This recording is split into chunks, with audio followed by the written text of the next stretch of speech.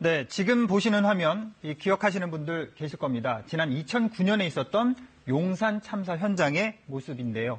경찰 특공대가 농성장에 진입한 순간 이 불길이 치솟아서 철거민 5명과 특공대원 1명이 목숨을 잃었습니다. 당시 농성장에는 화염병이 가득했는데요. 이렇게 화재로 인한 참사가 예상이 됐지만 당시 지휘부는 무리하게 진입을 시도한 것으로 드러났습니다.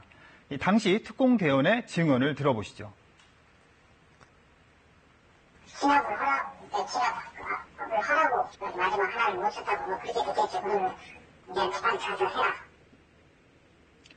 네, 일반적으로 경찰이 검거 작전을 시작하는 시점은 시위자들이 갖고 있는 화염병 등 발화성 소재가 거의 소모됐을 때입니다.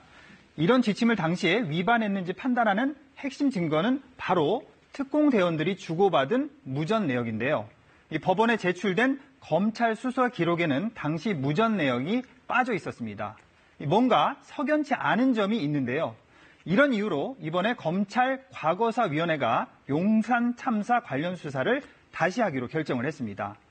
자, 이번에 검찰 과거사위원회가 재조사를 결정하는 사건들 중에는 장자연 리스트도 포함이 됐는데요. 장자연 리스트는 배우 장자연 씨가 지난 2009년 기업인과 언론사 간부, 연예기획사 관계자 등에게 성접대를 했다고 폭로한 문건을 남기고 스스로 목숨을 끊은 사건이죠. 당시 성상납을 받은 것으로 알려진 사람들은 모두 무혐의로 풀려났는데요. 당시 무혐의로 결론이 난 과정과 경위도 이번에 검찰이 철저히 따져보겠다는 겁니다. 자, 재조사 사건은 모두 5건인데요. KBS 정현주 사장 배임 의혹 사건, 춘천 성폭행 살해 사건, 그리고 낙동강변 2인조 살인 사건도 이번 조사 대상에 포함이 됐습니다. 자, 과거사위원회는 사건의 중대성과 국민적 관심 등을 고려를 해서 대상을 선정했다, 이렇게 밝혔는데요.